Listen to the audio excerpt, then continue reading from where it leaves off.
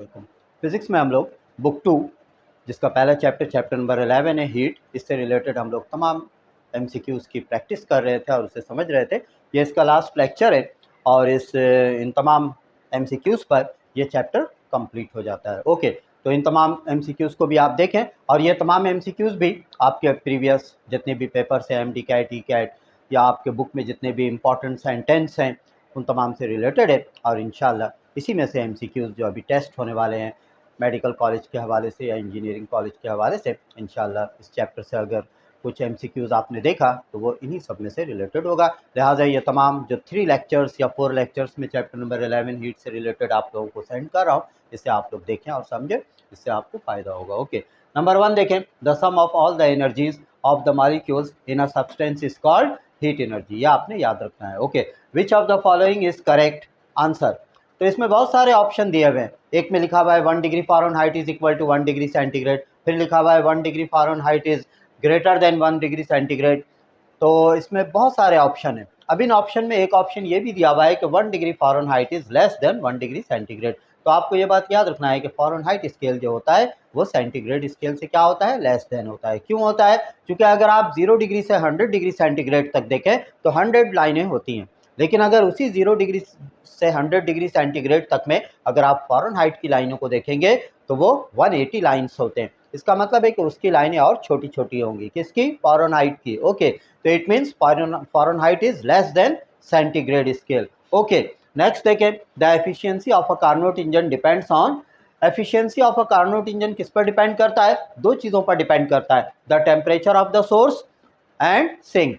Sink क्या होता है? वो चीज़ जिसके अंदर वो कुछ हीट एनर्जी को क्या कर रहा होता है, लॉस कर रहा होता है। ओके, तो हॉट बॉडी का जो टेम्परेचर है उस पर ये डिपेंड करता है और सिंक, इन दोनों पर एफिशिएंसी डिपेंड करता है। If the process is increase, if the pressure is increased the melting point of ice is dash. या आपने याद रखना है कि अगर आइस के ऊपर, बर्फ़ के ऊपर प्रेशर को अगर आप इंक्रीज कर देंगे तो उसकी जो मेल्टिंग पॉइंट है, पिघलने की जो सलाहियत है, वो क्या हो जाएगी, डिक्रीज कर जाएगी। Okay, under adiabatic compression the increase in temperature of a gas is proportional to work done on the gas, work done on the gas।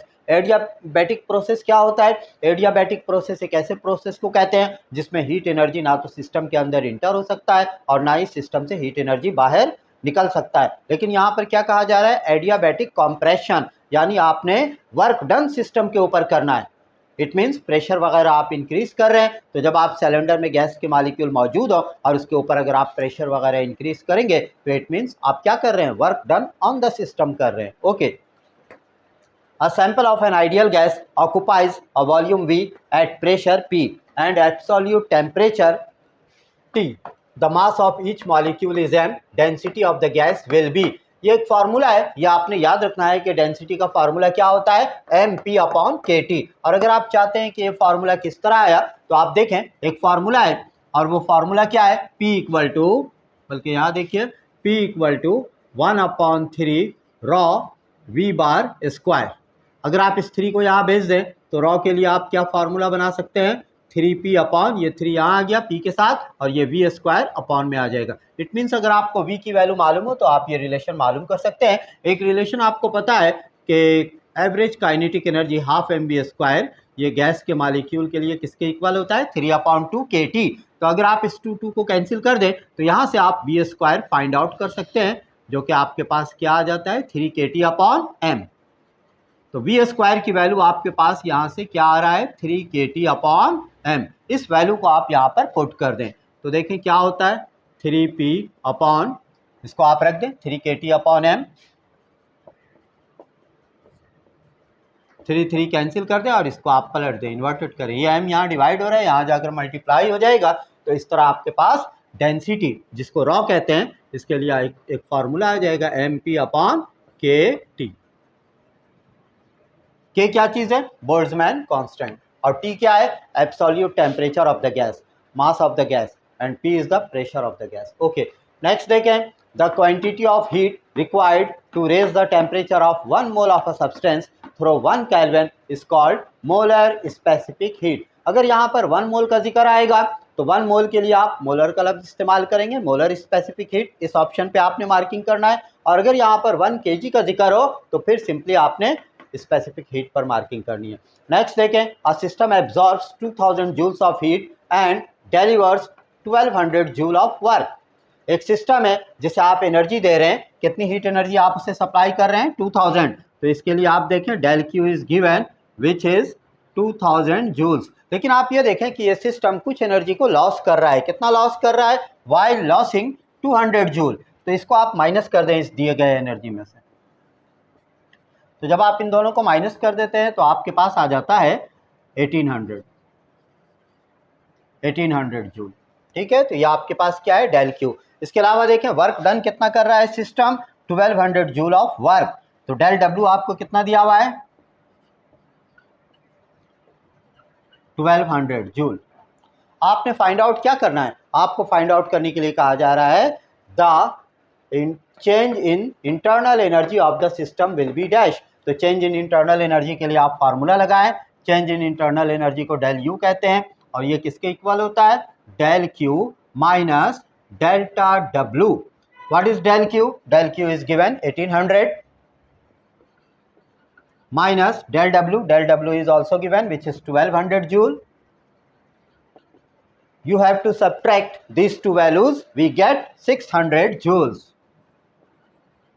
Okay, जो कि यहाँ पर ऑप्शन में मौजूद है। तो आपने क्या करना है कि जितनी एनर्जी आप सिस्टम को सप्लाई कर रहे हैं, अगर उसमें कुछ लॉसिंग का अमल है तो उसको आप माइनस कर दें। इसका मतलब वो तो सिस्टम के अंदर दाखिल ही नहीं हो रहा है, वो तो एटमॉस्फेयर में इधर उधर डिकम्पोज हो गया। तो आपने उस लॉसेस एनर्जी को दी गई एनर्जी में से माइनस कर दें। तो ये एक्चुअल एनर्जी है 1800 जूल, जो कि सिस्टम के अंदर क्या हो रहा है, इंटर हो रहा है, और इसी एनर्जी के तहत वो फिर वर्क डन करेगा। जो लॉस हुआ वो तो गया। ठीक है, ओके। नेक्स्ट देखें, the efficiency of the Carnot engine working between 150 degree centigrade and 50 degree centigrade is dash %। तो ऑप्शन में आपको दिया हुआ है, बहुत सारे ऑप्शन दिए हुए हैं, उनमें से एक ऑप्शन ये भी है 23.6%। तो ये आपको क्या मालूम करना है, एफिशिएंसी। एफिशिएंसी को ईटा भी कहते हैं और इसके लिए फार्मूला जो इस्तेमाल करते हैं हम लोग 1 माइनस T2/T1। और अगर आप एलसीएम ले लें तो ये T1 यहाँ चला जाएगा, तो आप क्या कह सकते हैं, T1 माइनस T2/T1। और अगर परसेंटेज में आपको चाहिए तो आपने क्या करना है, इस फार्मूले को 100 से आपने मल्टीप्लाई भी कर देना है। तो आप इसके अंदर वैल्यूज को पुट करें, कैसे वैल्यूज को पुट करेंगे, T1 minus T2 multiply by 100।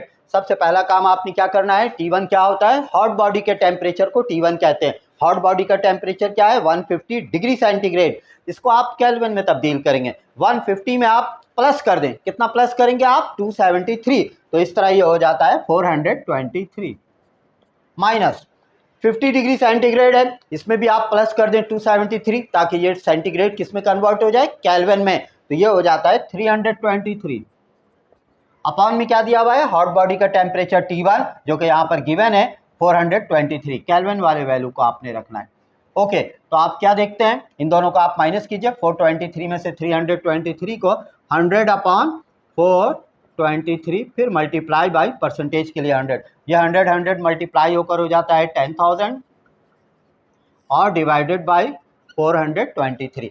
तो ये 100 हम लोग किस लिए इस्तेमाल कर रहे हैं, ताकि आपका आंसर डायरेक्ट परसेंटेज में आ जाए। अब बेटा आपने करना क्या है, 423 से आप इसको डिवाइड करेंगे तो इंशाल्लाह आपकी ये वैल्यू 223.6% आ जाते हैं। ओके, तो इस तरह इन तमाम MCQs पर जो कि अभी हम लोगों ने सॉल्व किया है, चैप्टर नंबर 11 हीट के चैप्टर कंप्लीट हो जाते हैं। इंशाल्लाह मैं नेक्स्ट लेक्चर में आप लोगों को चैप्टर नंबर 12 जो कि बुक 2 का सेकंड चैप्टर है और जिसका नाम क्या है, इलेक्ट्रोस्टैटिक। इसके अंदर कुछ लॉज वगैरह मौजूद हैं, कूलम्स लॉ क्या होते हैं, गॉसेस लॉ क्या होते हैं, कैपेसिटर क्या है, तो इन तमाम इलेक्ट्रिक पोटेंशियल क्या है, इन तमाम चीज़ों से मुतालिक मैं थोड़ी बहुत आप लोगों को कुछ समझाने की कोशिश करूंगा। और फिर उससे रिलेटेड जितने भी प्रीवियस पास्ट पेपर में 20 to 25 ईयर्स जितने भी MCQs चैप्टर नंबर 12 इलेक्ट्रोस्टैटिक से रिलेटेड होगा, वो सब इंशाल्लाह मैं आप लोगों को अपलोड करके भेजता हूँ। Okay, thank you.